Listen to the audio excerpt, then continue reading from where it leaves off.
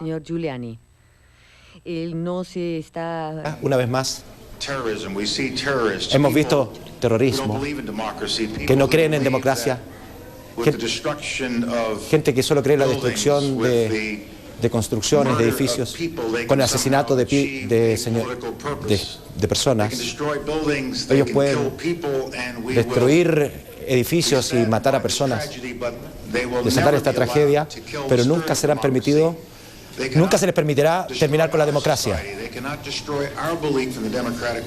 Ellos no pueden destruir nuestras creencias en la manera democrática de vivir.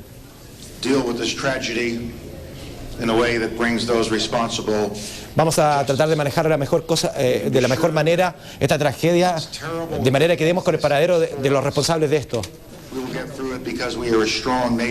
Somos una nación fuerte, una nación que cree en sí misma y vamos a dar con ellos. Es más o menos lo que ha dicho el secretario de Estado, Colin Powell, el secretario de Estado norteamericano, Colin Powell, que estaba de visita en Lima y que a esta hora ya está viajando de regreso a Estados Unidos, donde está el centro de la crisis, donde George Bush necesita de su apoyo. Recordemos que Colin Powell tuvo una participación protagónica en lo que fue la operación Tormenta del Desierto, que fue, claro, liderada por Norman Schwarzkopf en esa época, pero que tuvo la materialización especialmente en la dirección de este hombre, Colin Powell, que pasó a ser, de ser un militar a un destacado político que incluso pudo haber llegado a la candidatura presidencial catarí.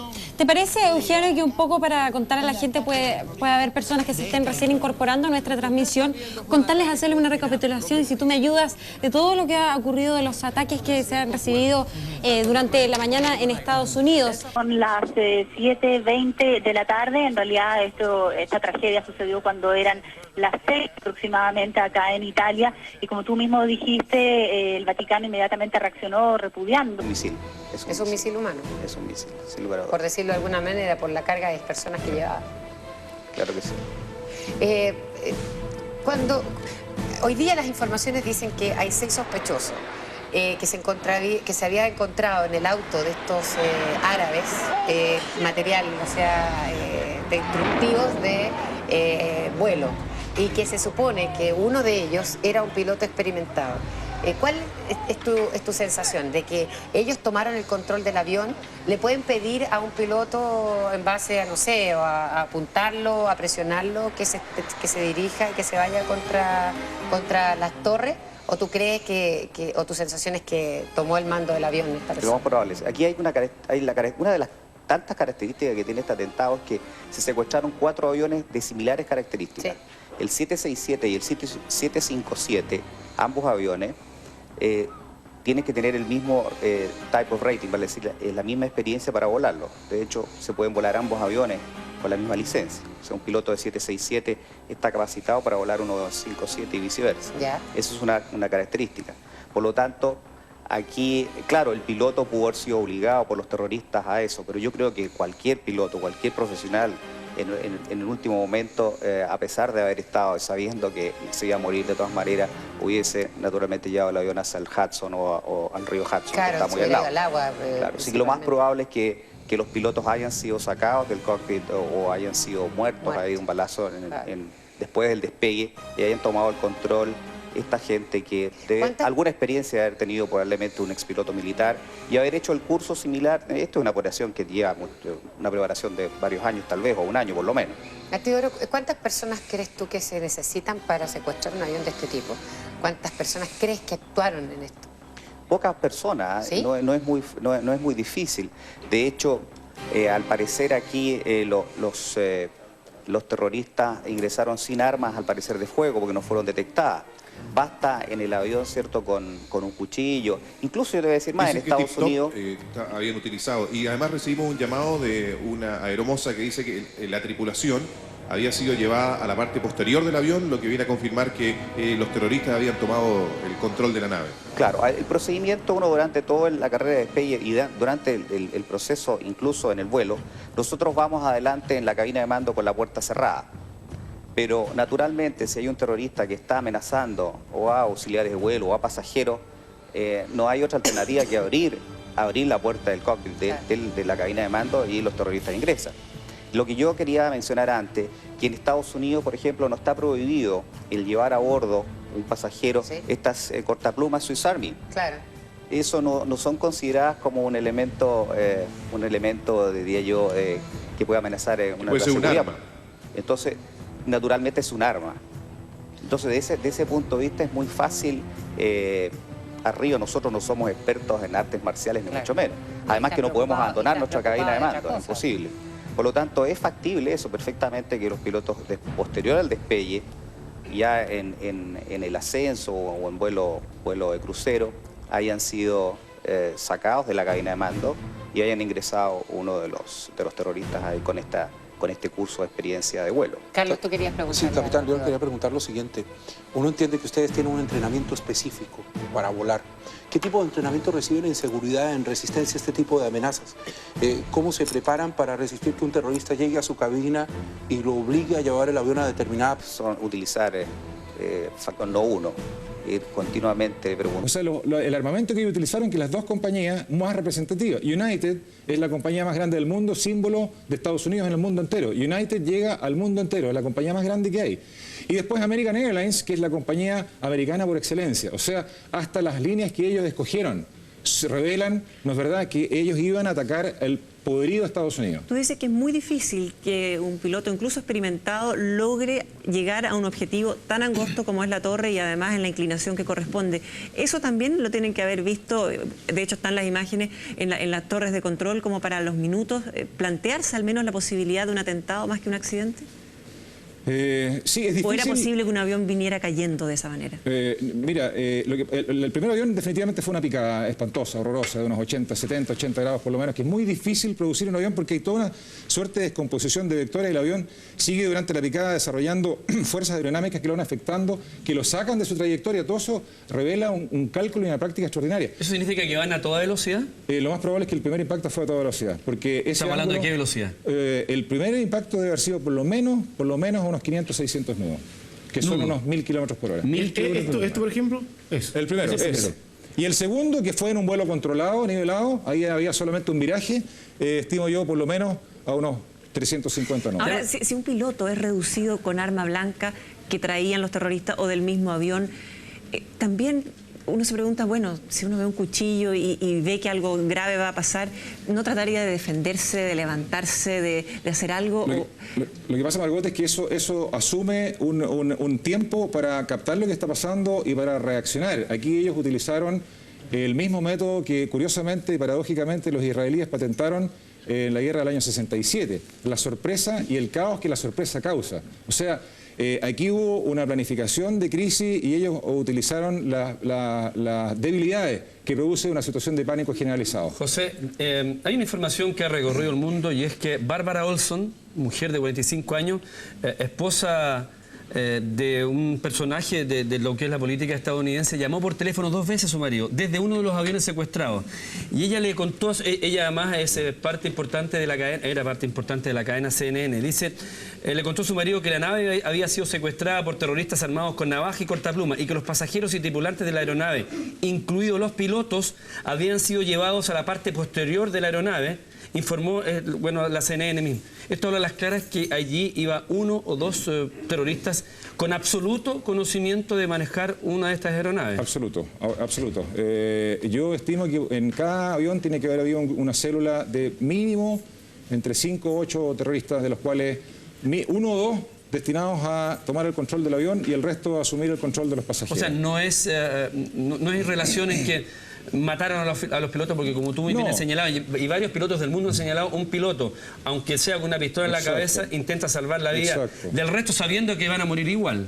No es necesario que lo hayan muerto, es suficiente con reducirlo. Y para eso alguien decidido y preparado puede hacerlo, ni siquiera pero con armas. Si tú te mantienes, si el piloto se mantiene al mando de la nave y está con, ya reiteramos, con una pistola, que en este caso no era, sino con una navaja, una cortapluma, perfectamente pudo haber hecho que el avión picara hacia el Hudson y no hacia la Torre Gemela. Pero lo que pasa es que cuando él vea, porque estaba preparado él, que yo voy al Hudson y no hacia la torre, en ese minuto me corta la yugular. Ahora, no es necesario que todo eso pase, porque basta con que alguien me coloque un golpe en el punto que él sabe y yo quedo absolutamente inhabilitado y después llega un ropero de 2 metros y me saca del asiento y instala otro. O sea, más que grandes armas sofisticadas, lo que hubo un plan muy sofisticado que aprovechó todas las variables psicológicas, todas las debilidades más mínimas, por el lado que uno piensa que no es nunca vulnerable. Aquí hubo lo más fuerte de todo esto. Son tan sofisticadas, cabe pensar también que eran personas que pudieron haber estado insertas en la sociedad norteamericana hace bastante tiempo. Sin causar ningún tipo de sospecha. No hay ninguna duda, no hay ninguna duda. A ver, esa es una imagen, pero hay otra, Pato, no sé si la hemos visto, que es muy larga. Uno puede apreciar este avión, el segundo avión que ataca la torre, es larguísima. Esa imagen, esa es la segunda torre. Eso es increíble. Esa también es una... Fue un choque casi perfecto, porque obviamente que el objetivo era ingresar en la mitad del edificio y salió un poquito corrido al lado derecho, pero revela una práctica... Donde yo iba es que hay una imagen, es una cámara aficionada que toma desde lejos este segundo avión, ¿no es cierto? Un trayecto largo. Y uno puede observar el espacio aéreo, José, estamos hablando de 18 minutos después, porque está el segundo avión. No hay nadie que esté sobrevolando la zona en un territorio aéreo como Estados Unidos, donde uno sabe que despegan aviones cada 5 minutos, cada 3 minutos, cada 2 minutos. Llama la atención. ¿Qué quieres que te diga? Llama la atención. Bueno, yo lo que habría seguramente esperado ver a los 18 minutos, por lo menos helicópteros de policía, ambulancia y medios de televisión. Helicópteros había un par de helicópteros. Eso es muy... Ahora, fuerza militar. Después de 18 minutos en que todavía no estaba claro si había sido un accidente, un atentado terrorista, es muy difícil porque... Pero ¿no se sabía ya desde Boston que el avión se había salido a la ruta? No necesariamente. A lo mejor 10 minutos después de Boston, y 10 minutos después de Boston está ya prácticamente al lado de Nueva York. Prácticamente. Ahora, aunque se haya sabido antes, entiende, en un nivel de alerta normal, de un día normal, los pilotos están en sus bases. Hay diferentes grados de reacción. Yo viví la crisis del 78 en un avión interceptor en donde dormía arriba del avión y estaban todos los equipos encendidos y estábamos en condiciones, como muchas veces se tuvo que hacer, porque hubo interceptaciones reales, de estar en condiciones de destruir un blanco adversario en un minuto. Pero eso es porque se vivía un estado de máxima alerta que el que hoy día tiene Estados Unidos. Hoy día en todo el cielo norteamericano hay aviones en el aire esperando instrucciones, hay reabastecedores de combustible, hay todo un sistema que está en máxima alerta, cosa que no era así a las 8 de la mañana. Llama poderosamente la atención la reacción, incluso pensando que hubiese sido un accidente lo del primer avión, en cuanto a no evacuar la torre.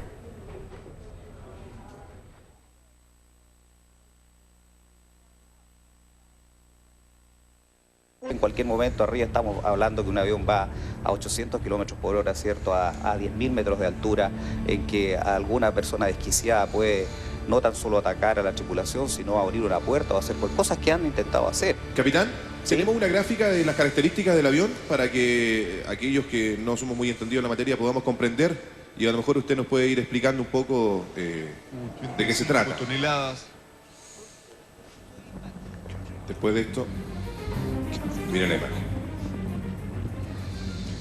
185 toneladas, combustible 40 toneladas aproximadamente en el momento del impacto, y lleva una velocidad de 600 kilómetros por hora. Exactamente, esas son las características de un Boeing 767, que es muy similar, es igual al que usa la Chile, al que volamos nosotros en nuestra compañía, y esas son las características de ese avión. El 757, que es el otro tipo de avión utilizado, no sabemos en cuál al parecer fue en el impacto del Pentágono, es un avión de alrededor de 610 toneladas y naturalmente el combustible que tiene que haber llevado ese avión alrededor de unas 20 toneladas o 30 toneladas, un avión un poco más pequeño en tamaño. Pero indudablemente son aeronaves muy grandes. Además ese avión iba en picada, el que estábamos viendo recién, lo que aumenta la velocidad sin lugar a dudas. Claro, sí, pero la velocidad uno la puede controlar ahí independientemente vaya en picada o en vuelo recto y nivelado. En vuelo recto y nivelado a ese nivel que hay el avión perfectamente puede ir sobre los 300 nudos. 300 nudos son más de 600 kilómetros por hora. A mí lo que me aterra, capitán, es lo que usted dice de que eso iba en automático. Vale decir que cualquier persona con mediano conocimiento del sistema puede provocar esto que usted menciona. Claro, ¿Qué tan complejo es ese computador de vuelo? Es complejo, porque estas naves son una nave de 180 toneladas, tiene una inercia, ¿cierto? Para uno iniciar un viraje y llegar a un blanco determinado, en este caso, tiene que saber la anticipación, con cuánto tiempo antes tiene que iniciar el viraje. Esa persona que lo hizo ahí, naturalmente que tenía un entrenamiento bastante, yo diría, acabado en el sistema de vuelo automático. ¿Tú crees que cambie o que este atentado con la utilización de estos Boeing cambie en algo la aviación mundial en cuanto a las medidas que se tienen que tomar? En las medidas de seguridad, sí, indudablemente. Ya. Tiene que haber una revisión de los sistemas de seguridad. De hecho, en Estados Unidos existen 2 niveles de seguridad. Para las salidas internacionales existe un chequeo que es diferente a los vuelos nacionales. Sí. Incluso los vuelos nacionales en Estados Unidos, al familiar o a la persona que puede incluso ingresar a las salas terminales, a las salas de espera antes de abordar el avión. En los vuelos internacionales eso no está prohibido. Entonces hay naturalmente 2 sistemas ahí de seguridad que va a tener que seguramente revisarlo la FAA y la autoridad. Van a cambiar varias cosas. Claro. Se habla de que estos aviones saliendo vuelos nacionales. No va a ser el mismo después de este atentado, ni la ciudad de Nueva York, ni la ciudad de Washington. El mundo entero no va a ser, yo creo que el mismo después de este atentado, después de haber visto en pantalla y en directo. Bueno, Carola Fuentes, periodista y quien fue corresponsal en Nueva York, de nuestro canal, viviste 2 años allá, ¿no? 2 años, sí. Hace 2 meses. Y me imagino que para ti también tener que compartir ayer un trabajo arduo, extenuante, ayer junto a Carlos y junto al departamento de prensa, hablando de una ciudad que tú la conoces al revés y al derecho, hablando de las torres, hablando de símbolos para los norteamericanos, y con respecto al atentado debe haber sido para ti bastante fuerte, me imagino. Sí, fue difícil porque durante todo el día, como Carlos decía, uno está concentrado buscando la información, tratando de entender qué es lo que está pasando en las imágenes. Me fui del estudio a las 7 de la tarde, lo primero que hice fue agarrar el teléfono a llamar a mis amigos, a algunos que no he podido encontrar todavía, pero lo peor fue llegar a mi casa y hablar con mi hijo, que tiene 7 años y que para él lo mejor de Estados Unidos, cuando le preguntaba a la gente era qué era, y él decía las Twin Towers. Y llegar a él, con él y explicarle, y cuando él preguntaba por qué, y hablarle de maldad y de vulnerabilidad, y él me decía, ¿y puede volver a pasar? Y no hay razones, claro, más que decirle, bueno, hay que hacer fuerza y que haya más gente buena en el mundo para contrarrestar esto. Pero es lo que decía también una de las entrevistadas por teléfono, es como si mañana desapareciera el Cerro San Cristóbal en Santiago, que estamos todos acostumbrados a ver todos los días, y además está lleno de gente. Entonces es muy difícil dimensionarlo. Tenemos el contacto ya con Ana María Camins.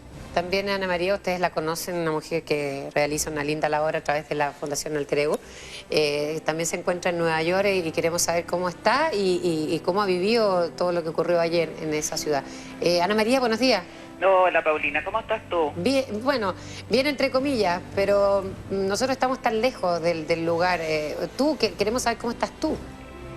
Mira, con una tristeza porque de ver todo lo que ha pasado, es que es demasiado, Paulina, es demasiado increíble que pensar que estás en un país tan increíble como Estados Unidos, tan poderoso, y que se supone que es un país tan seguro, claro, y sentirte bombardeado. Sé que bombardearon porque, o sea, en el fondo bombardearon las de Nueva York, bombardearon Washington. Claro.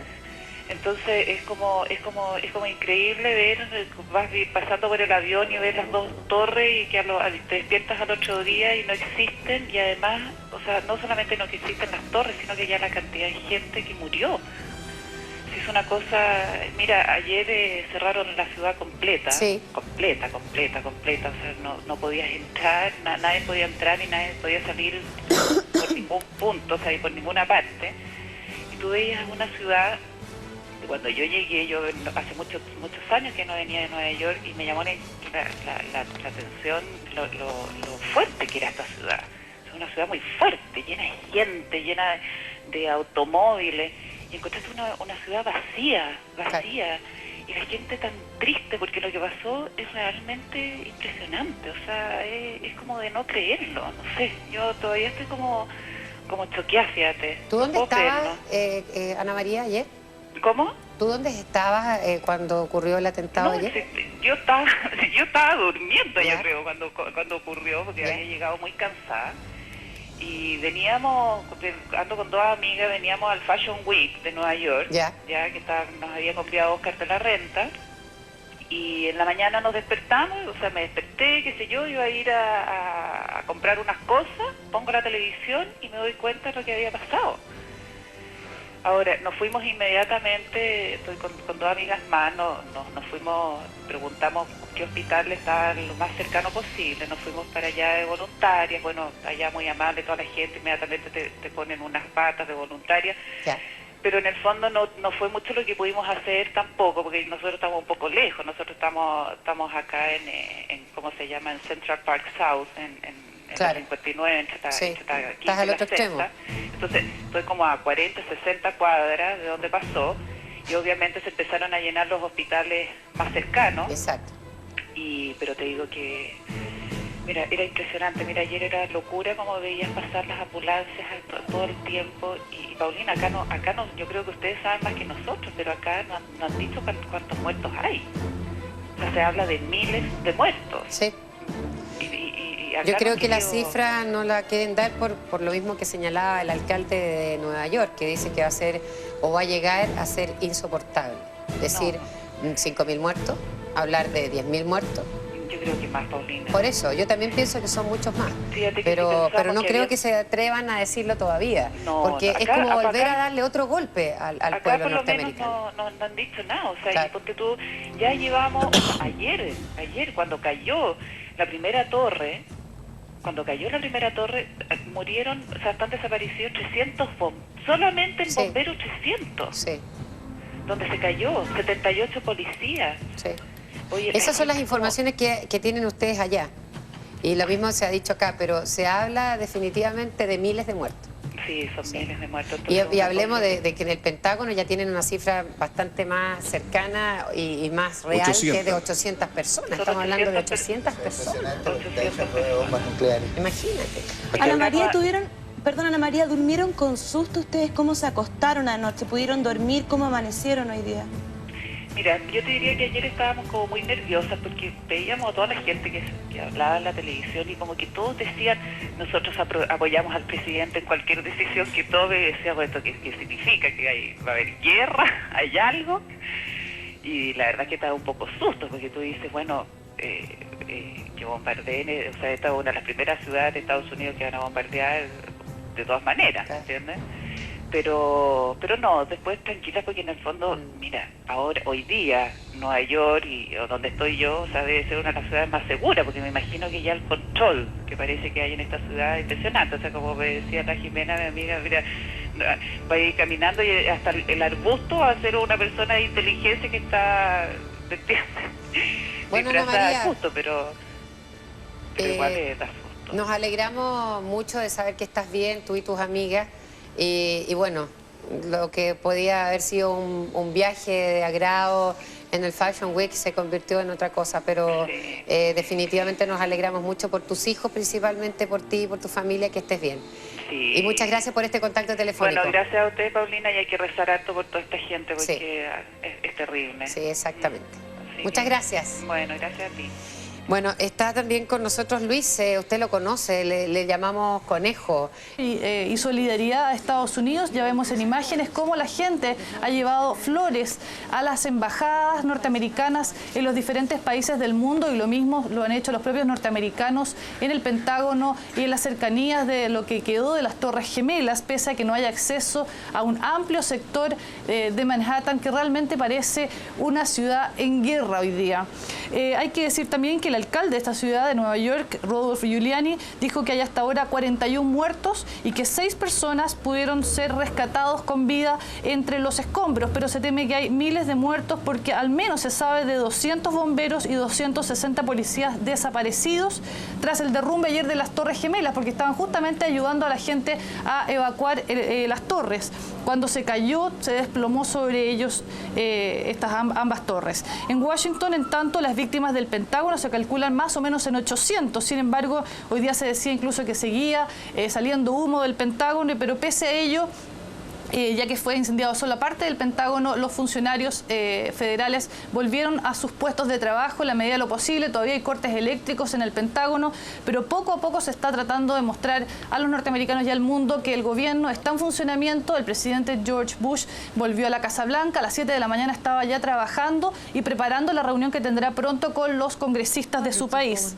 La prensa también reveló hoy día terribles testimonios que contaban los testigos, los pasajeros de estos 4 aviones comerciales secuestrados ayer y que fueron usados para atacar el Pentágono y las Torres Gemelas, y contaban cómo eran los últimos momentos de su vida antes de estrellarse. La prensa también cuenta que la policía encontró una maleta y un automóvil en el aeropuerto de Boston perteneciente a uno de los sospechosos, que contenían estos elementos de instrucciones de vuelo y también el Corán, entre otros elementos, lo que estaría relacionándolo, lo que se teme, porque toda la pista de estos hechos estaría apuntando al millonario saudí Osama Bin Laden. De hecho, se dice que uno de sus secuaces estaría en uno de los vuelos y el FBI está siguiendo una pista cercana a la ciudad de Florida.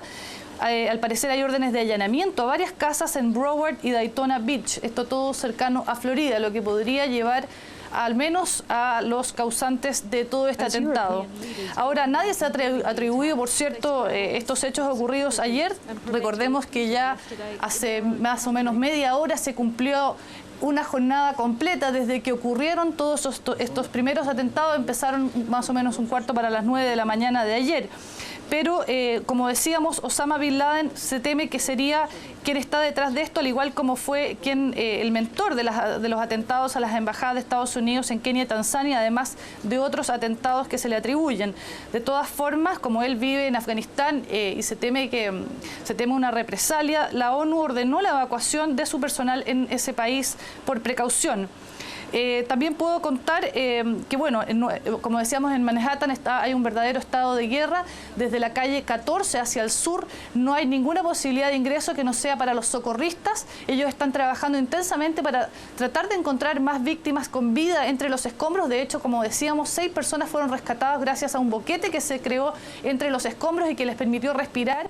Muchas de estas estaban utilizando todavía celulares, teléfonos móviles, con lo cual, gracias a ello, la policía pudo encontrarlos. Eran 5 policías y un bombero que estaban entre los escombros y se temen que aún hay más sobrevivientes, así que están trabajando intensamente para tratar de rescatar más víctimas. Por Valeria, último, ¿sí? Sí, perdón, ¿no tienes algo más? Solo contar que la alerta sigue a nivel mundial. Japón tiene a sus tropas en alerta. El primer ministro británico, Tony Blair, convocó a sus legisladores a una reunión de emergencia pese a que hay vacaciones, y así las medidas se multiplican. También va a haber una reunión hoy día de la OTAN y de la Unión Europea. Todos están tratando de tomar medidas de solidaridad de Estados Unidos y de ataque al terrorismo a nivel mundial. Muy bien, gracias Valeria. Vamos a ir ahora a un contacto con la ciudad de Nueva York, que prácticamente no ha dormido. Ya han transcurrido 24 horas desde iniciado este ataque. Estamos en contacto nuevamente con Eduardo Cisternas en la ciudad de Nueva York. Eduardo, ¿cómo estás?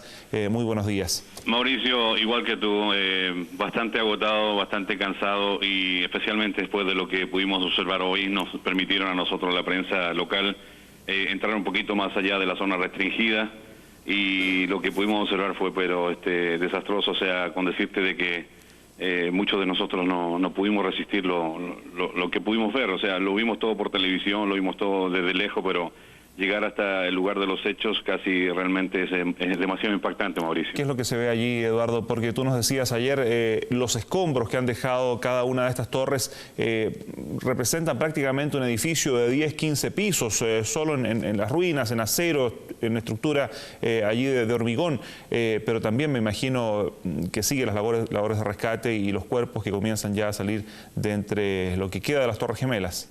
Efectivamente, Mauricio. Cuando nosotros nos estábamos ya acercando bastante para ver muy de cerca lo que estaba sucediendo, lo que yo pude observar antes de que nos sacaran de ahí, y la razón por la que nos sacaron rápidamente de ahí cuando se aprestaban a darnos permiso para poder hacer nuestro trabajo, es que uno de los hoteles más lujosos del Bajo Manhattan, el Millennium, hubieron varias explosiones porque el edificio se incendió ayer, y parece ser que todavía quedaba mucho por quemarse, y está a punto de desplomarse ese hotel de más o menos 35, 40 pisos. Eso muy cerca de las Torres Gemelas, siempre en el distrito financiero. Exactamente, la parte de atrás, a unas 3 cuadras hacia el este, donde estaban ubicadas las Torres Gemelas. Bueno, lo último que tengo acá en la pantalla de mi computador, por lo que informan las agencias, es que se ha declarado un nuevo incendio en el sector del World Financial Center. Es que cuando dicen eso, es todo eso, porque resulta que los otros edificios que están al lado quedaron muy, pero muy mal parados, y hay focos de fuego. Acuérdate que en toda esa parte funcionan el gas en todos esos lugares hay restaurantes, en la mayoría de esos edificios hay restaurantes, entonces, qué sé yo, siempre hay fuga de gas, aunque se haya cortado, igual hay fuga de gas. Pero lo que te quería contar es lo que me impactó mucho, habían pero rumbas cadáveres amontonados que estaban siendo transportados, incluso en camionetas particulares, para llevarlos a barcazas. Imagínate la cantidad de cadáveres, para llevarlos en barcazas y transbordadores para atravesar el río Hudson y llevarlo a Jersey City, a un lugar militar que se llama Oceánico Bayonne. Eso se llama Oceánico Bayonne en Nueva Jersey. Allá están siendo trasladados los cadáveres que están sacando desde los escombros y también de los lugares aledaños a donde se derrumbó las dos torres gemelas. Sí, muchos de ellos son policías, muchos de ellos son bomberos y muchos de ellos son trabajadores oficinistas de las torres gemelas, Mauricio. Sí, bueno, puede parecer un poco fuerte decirlo, pero ayer comentábamos que tras el atentado en Oklahoma, el año 95, también en Estados Unidos, luego de rescatar los cuerpos, la policía y los investigadores comenzaron a recolectar zapatos, y esa es la forma técnica en que se hace para tratar de establecer en desastres de esta naturaleza cuánta es la gente que efectivamente pudo haber fallecido, tratar de calzar pares de zapatos. Yo creo que esa es una de las técnicas que se están usando, Mauricio, y eso es verdad porque vimos, están muy bien organizados trabajando, no todo el mundo está haciendo lo mismo, mucha gente está haciendo distintas cosas, entre ellos, acuérdate, hay investigadores, está el FBI, mucha cantidad de gente del FBI trabajando en este sector. Además de eso, pudimos observar de que estaban oficiales de la administración del alcalde Giuliani también trabajando en ese lugar. Y otra cosa que pudimos observar, vimos pero cantidades de carros bomberos, desechos, hechos chatarra, yo por lo menos conté 32 ambulancias totalmente destruidas. ¿Para qué te digo la cantidad de vehículos? Parece aparte, es un cementerio de vehículos. Además de eso, vimos parte de la torre gemela donde está la antena, que quedó prácticamente parado. O sea, yo conté más o menos, podíamos contar unos 5 o 6 pisos que quedaron prácticamente parados cuando cayeron encima de los demás escombros. Sí, por último, Eduardo, vamos a seguir en contacto durante la mañana, pero te quería preguntar por este homenaje espontáneo de muchos neoyorquinos, gente que anda por el lugar, que en la barrera que se ha hecho en la zona sur de Manhattan, donde detienen a la gente, allí mismo han comenzado a poner algunas notas, a instalar flores. Dicen las informaciones que en botellas vacías están dejando flores en homenaje a las personas que fallecieron ayer. Eso es correcto. Hay de distintas maneras la gente está mostrando su solidaridad, está mostrando su dolor, su angustia, está compartiendo la pérdida de miles y miles de vidas y de alguna manera pues están trayendo ellos, demostrando su solidaridad, como te lo decía anteriormente. Además de eso también la gente se ha mostrado muy presta a ayudar, muy presta a colaborar. Ellos mismos han estado compartiendo alimentos, llevando alimentos hasta donde pueden llegar para la gente que está trabajando, para las cuadrillas de rescate, que son miles, aproximadamente hay 2.000 personas en cada área, está dividido por área y todos están trabajando las 24 horas del día, cambiando respectivamente cada, unas 12, 15 horas están cambiando personal, pero eso es lo que está sucediendo. Los hospitales están totalmente ocupados aquí en Nueva York y se está trabajando con los hospitales del Estado Jardín, al otro lado del río Hudson, también están colaborando con la misma labor de poder rescatar gente y, salvarle la vida a todos los que puedan. Muy bien, Eduardo, muchísimas gracias una vez más por toda la información desde Nueva York y vamos a permanecer en contacto durante esta nueva jornada. Gracias, Mauricio. Adelante ustedes. Muy buenos días.